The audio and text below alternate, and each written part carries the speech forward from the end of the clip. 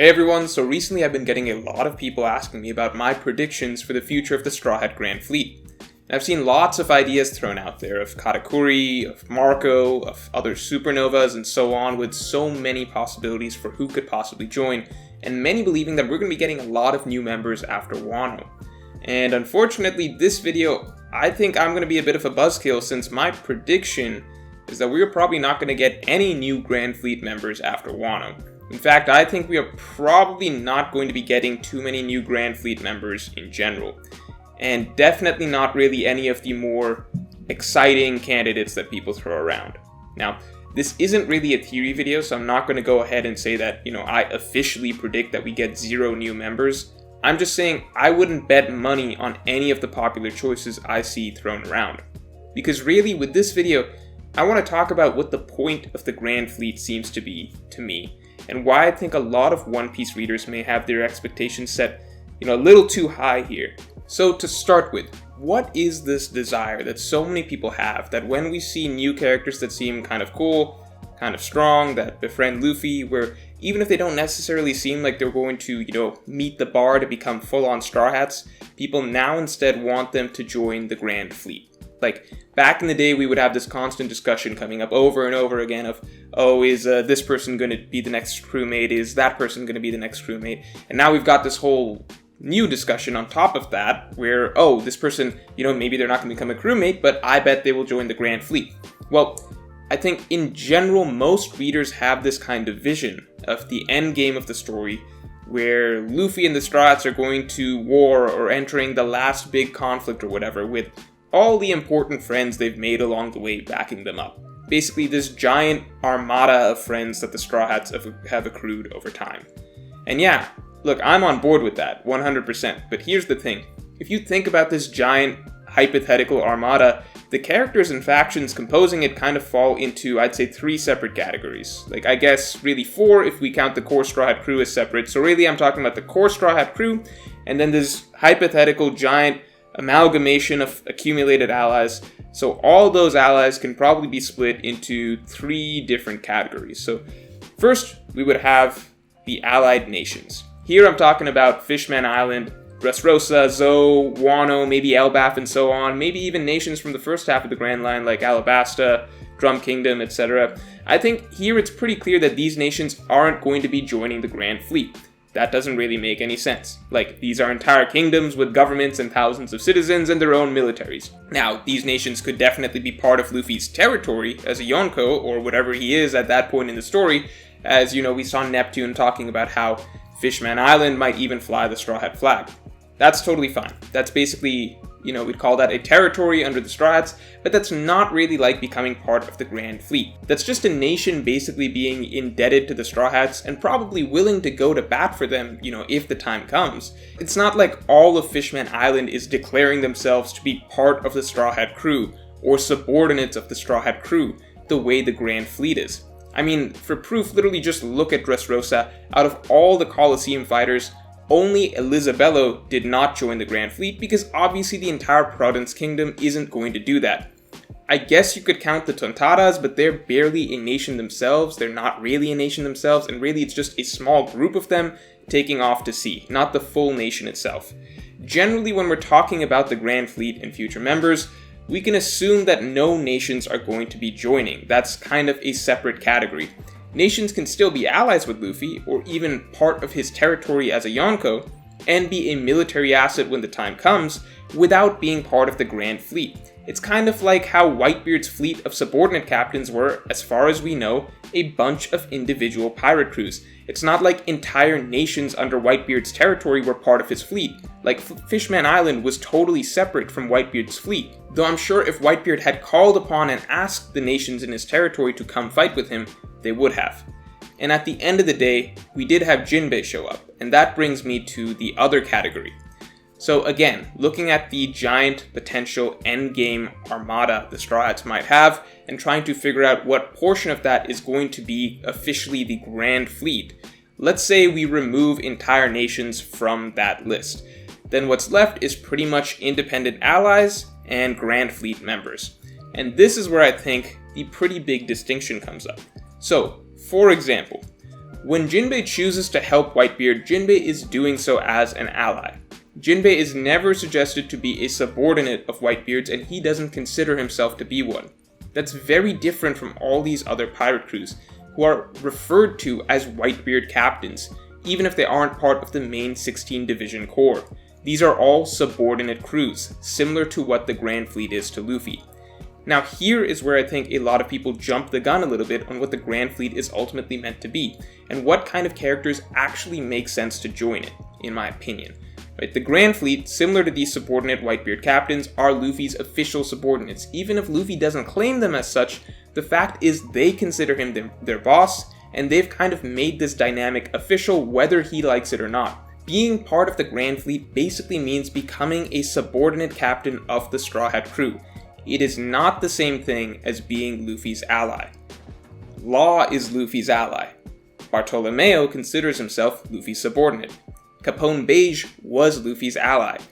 Sai considers himself Luffy's subordinate. These are very different dynamics. The Grand Fleet are not Luffy's allies, they are his soldiers. They work for him, whether he likes it or not. So this is where I think things get kind of overblown with readers wanting every new character Luffy befriends to become part of the Grand Fleet.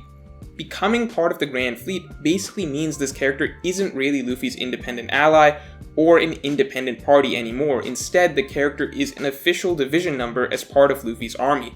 So let me say what I understand as the type of characters that Oda is willing to put into the Grand Fleet, and those that I believe will remain independent allies.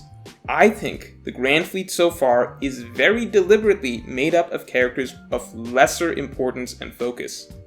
Throughout the Dressrosa arc, the main characters were essentially Trafalgar Law and the Riku royal family. The narrative was mainly about them, along with, of course, the Straw Hats as usual, and I suppose you could argue Sabo and Fujitora were major protagonists as well. And then finally you had the Colosseum fighters as pretty much the third string characters from that arc.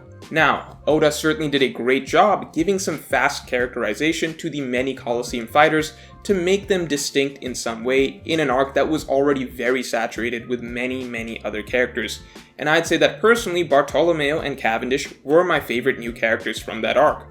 However, that's because they were quirky and entertaining in terms of actually giving characters serious depth and individual importance in the narrative. The guys who ended up becoming the Grand Fleet were really far down the ladder. It's not like we had Law joining the Grand Fleet afterwards, or Kiros, or even Bellamy, because even Bellamy had significantly more independent focus as a character than any of these Grand Fleet guys. And you might say, well sure, but that's just because the Grand Fleet is just getting started. Even if most of them are more minor characters, that doesn't mean all the new Grand Fleet members are going to be like that.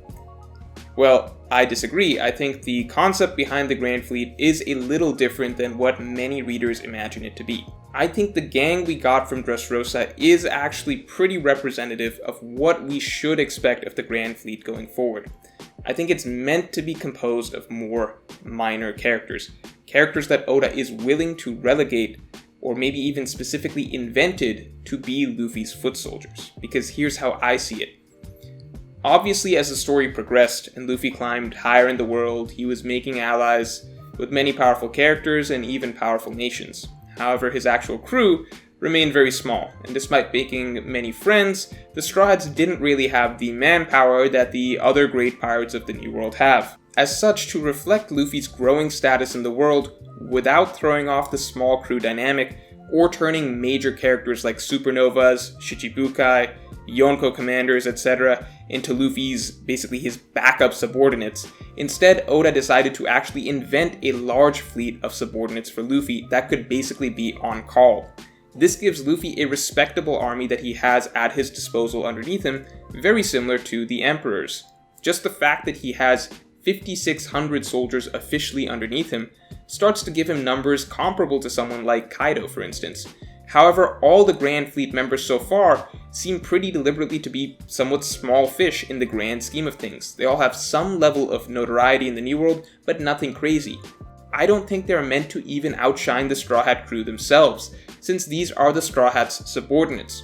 Like, most of these characters aren't really that strong. The goal was mainly to give Luffy some solid numbers to back up his growing status in the world. Even the few characters that seem somewhat strong, like, Cavendish, Bartolomeo, Sai, I guess Hajrudin. I mean, these guys are respectable, but it's not like Oda's actually throwing in some real heavy hitters into the fleet. Like, to me, it was very telling that even next to Cavendish and Bartolomeo, Oda actually made Robin kind of outshine or look better than both of them. And I suggest you reread that section if you think I'm exaggerating. And before people jump on me about power scaling or whatever, I'm not even necessarily saying that Robin is necessarily stronger than Cavendish. Fine, if you want to argue this was a bad matchup or something, whatever, I don't care. I'm not saying that every single Straw Hat needs to be stronger than every Grand Fleet member either. I'm just saying that I don't think the Grand Fleet is meant to ever outshine the actual core crew. And you can interpret that however you want. And I would say that with characters like Katakuri or Hancock or Marco, or these other names that I've heard thrown into the Grand Fleet conversation, this would not be the case. If these big names join the Grand Fleet, then that kind of throws off the dynamic of the Grand Fleet, at least what it seems to me in general, which as I understood when the concept was introduced, was that the Straw Hat crew is the boss crew, and the Grand Fleet is lots of more minor figures that are now coming under their umbrella. Basically, I view it more like this, where you have the core Straw Hat crew at the top, who themselves by the endgame should be the most extraordinary pirate crew out there. Then they have their own rank and file subordinates underneath them as their official militia. And then lastly, they're allied with plenty of other power individuals and major factions, as well as kingdoms and nations. I think a lot of characters that people view as potential additions to the Grand Fleet don't really make sense to me, as they don't really fit the bill of being minor enough to be, just another number in Luffy's divisions. And it's not even just about strength or notoriety, really. I'm also talking about general character focus. Again, the Grand Fleet are Luffy's soldiers. I think they were written and invented specifically to be Luffy's soldiers. I think Oda, he put some time into giving small storylines and little character goals and such for each of them, because Oda's a great writer and he'll do that for as many characters as possible. But ultimately, I feel like, at the end of the day, this was basically him doing his due diligence to give some decent characterization to these minor characters before slotting them into Luffy's fleet. On the other hand, lots of these other candidates people put forward, they just feel too significant, like they're too fleshed out, or they have too much depth or character focus or importance to be just made another number in the Straw Hats bench squad. If I were to make an analogy to East Blue, for example, let's pretend the Grand Fleet was being formed in East Blue. The simplest way of putting it is I'd say characters like Johnny and Yosaku seem like perfect Grand Fleet members to me. On the other hand, characters like Red Leg Zeph or Jin, more deeply realized characters that seem to have their own more significant independent roles in the narrative, don't really fit. So when people say things like, Katakuri should join the Grand Fleet, to me that's just something I doubt Oda would ever do. I think it really cheapens and devalues everything that happened between the two in Whole Cake Island. I could certainly imagine Katakuri and Luffy having even a friendly relationship later in the story, with Katakuri maybe even coming to Luffy's aid similar to Marco right now, but no, I don't see characters like them being officially slotted in at, Division 8 right next to Orlumbus. So, at the beginning I said this isn't a theory video, and it's not. I'm not even saying that we won't get any more Grand Fleet members. Maybe we will, but I just don't think it's going to be those big names that are often thrown around. Really, when people are like, oh, this guy could be important enough to become part of the Grand Fleet, I think it's kind of the opposite. Which characters are popping up who seem minor enough that Oda could reasonably just toss them into the Grand Fleet? So with that being said, really let's do a quick rundown of all the options so far from the start of the New World as I see it, right?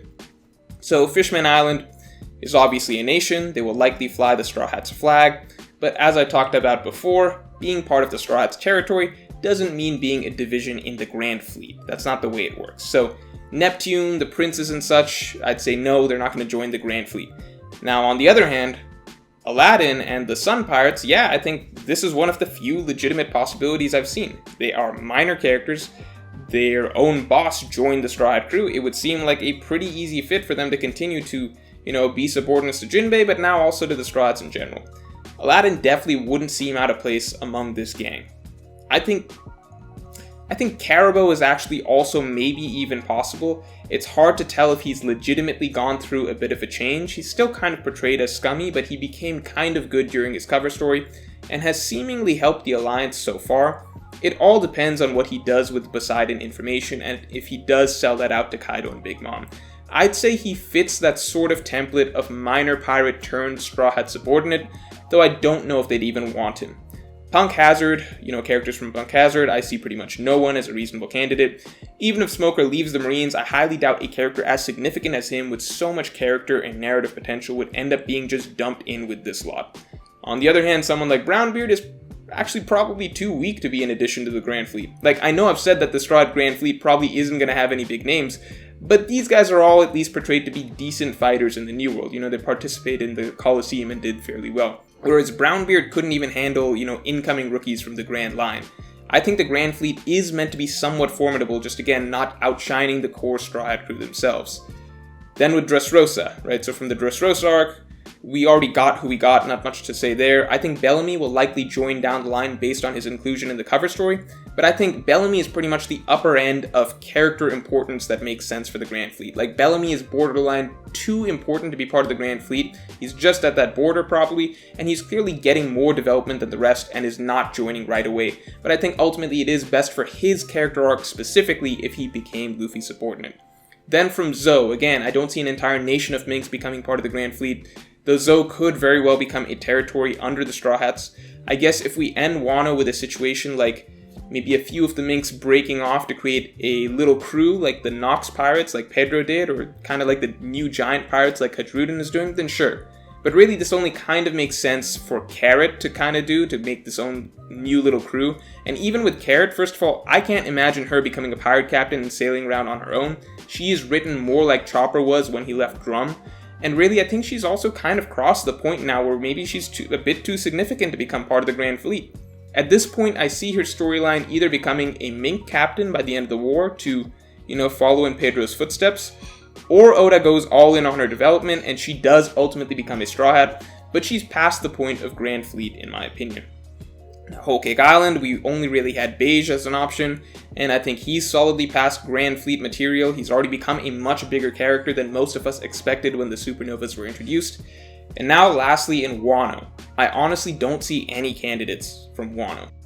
The Scabbards, if they survive, are pretty clearly not going to be abandoning Wano again. I can't imagine this is all over, and then the Scabbards just leave Wano to go around singing the praises of the Straw Hats to the world. Like, they have a huge responsibility to the country.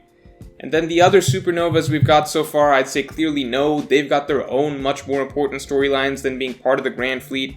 Marco, no, more likely a long-term ally. Yamato is a big no for me. She could honestly have Vivi level importance for the Wano arcs, so way too important, way too strong for the Grand Fleet. So at the end of the day, who are we looking at? In my opinion, I'd say maybe Aladdin, maybe Carabo, probably Bellamy. That's all I've got. I think Luffy's network of allies will be constantly expanding, but for his private army, I think Dressrosa was pretty much the arc for giving us that. Maybe we get a few new divisions thrown in, but I think the Grand Fleet is pretty much the Grand Fleet. So if you disagree, then let me know in the comments below, and if you enjoyed the video, then definitely like, share, and subscribe, and you can support me on Patreon to help me keep making videos and to get my extended thoughts on this topic and all future topics.